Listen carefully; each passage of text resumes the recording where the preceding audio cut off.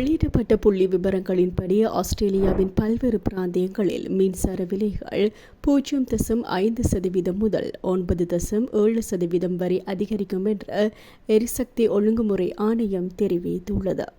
இந்த விலை உயர்வு நுகர்வோருக்கு மலிவு விலை, ஒட்டுமொத்த அமைப்பு செலவுகள் மற்றும் இலாபம் போன்ற சிக்கல்களை கணக்கில் எடுத்துக்கொள்கிறது.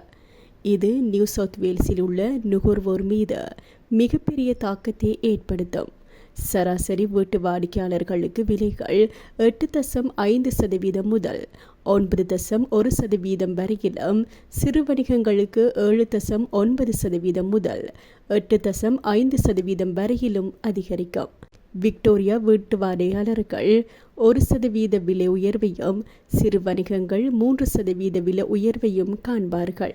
குயின்ஸ்லாந்தில் சராசரி வீட்டு நுகர்வோருக்கான விலைகள் 3.7%, சிறு வணிகங்களுக்கு சுமார் 0.8%, அதிகரிக்கும்.